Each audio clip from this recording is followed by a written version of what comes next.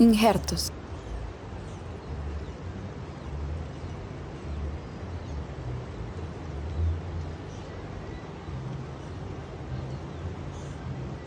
Rocas.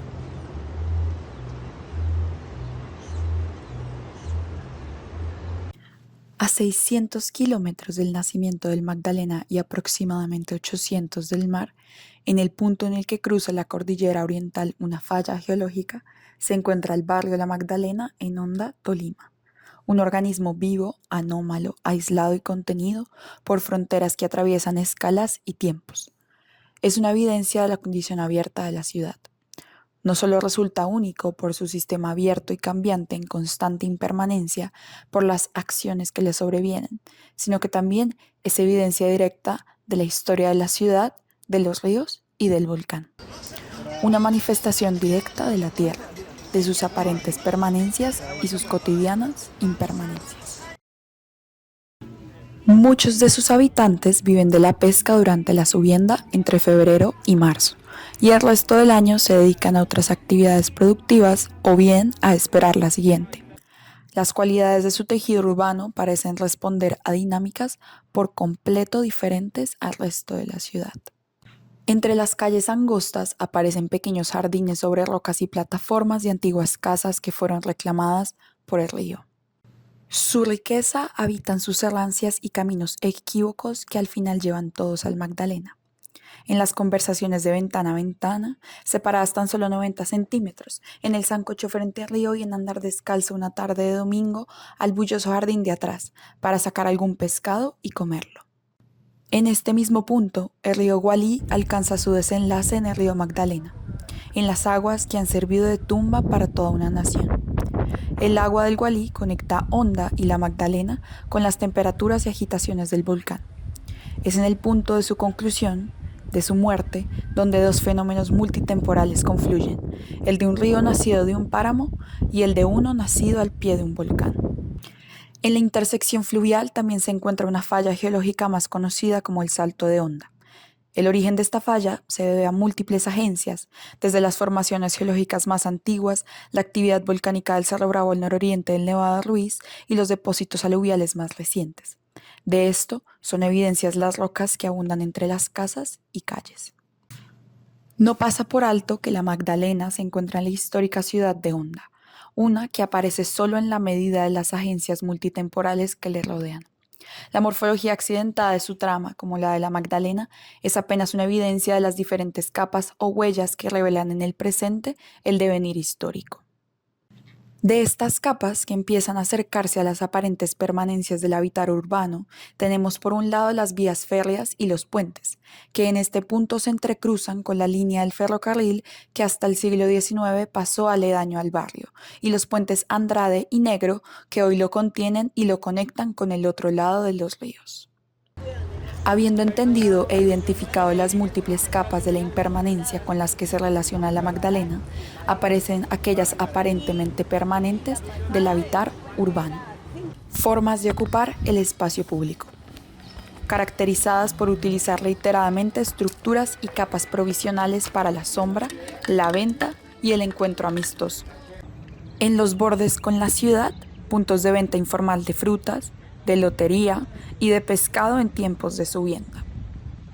Hacia los ríos, formas de habitar autoconstruidas que duran en un mismo punto de un día hasta todo un año.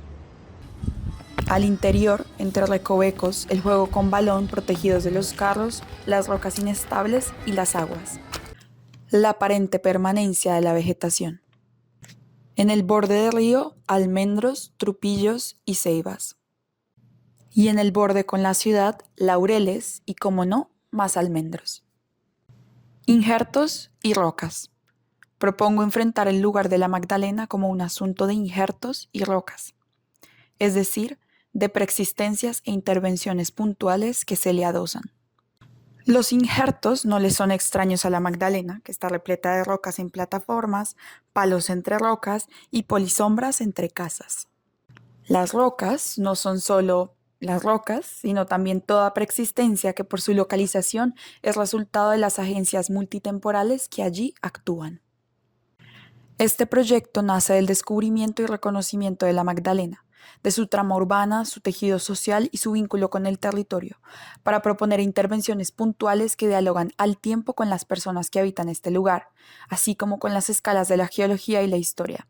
Es ante todo una intervención en el suelo sobre el que se levantan recintos para el encuentro. Borde deconstruido. Espacios borde que pretenden renovar los vínculos del barrio con la ciudad y del barrio con los ríos. Suelo disuelto. Estructuras del desorden localizadas en los ensanchamientos de la traza urbana que pretenden obligar la aparición de conexiones transversales al cinturón conformado por los espacios borde. Las piezas de la intervención se denominan injertos, intervenciones puntuales sobre el espacio público caracterizadas por una morfología resultante del cúmulo de memorias recogidas en el descubrimiento del barrio, y soldadas a la Magdalena, a sus muros, sus cubiertas, sus rocas y sus puentes. Cada injerto responde de manera independiente a una función social particular asociada a su localización, mientras en conjunto conforman la red descrita. La intervención sobre este lugar se convierte en una puntual de impacto directo sobre las personas que lo habitan, pero también en una territorial de impacto directo sobre las escalas de la geología y la historia. Apropiándose de la semántica del injerto y tomando por cierto que en palabras de Paul Valéry, los actos ya suponen seres vivientes, las intervenciones actúan de la siguiente forma. 1. Se componen de dos elementos principales: parte aérea o variedad.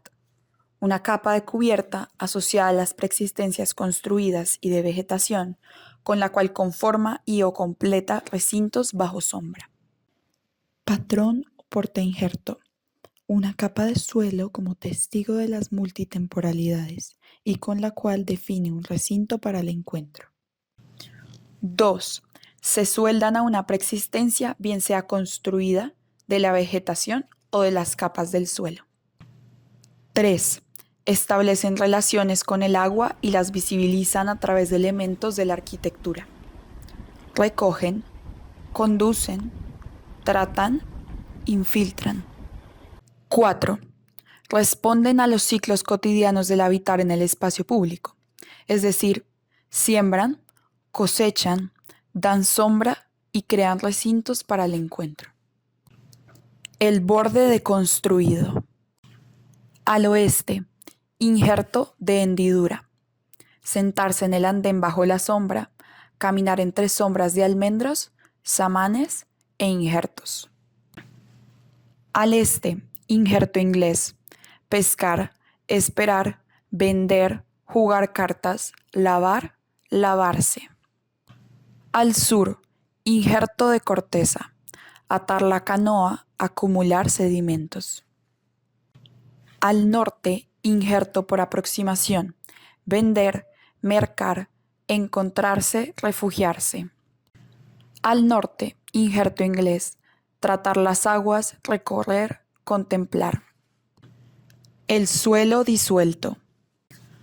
Al suroeste, injerto de hendidura. Recibir, encontrarse, charlar, conversar. Al suroeste, injerto intermedio. Sembrar, cosechar, charlar. Al centro, injerto de hendidura.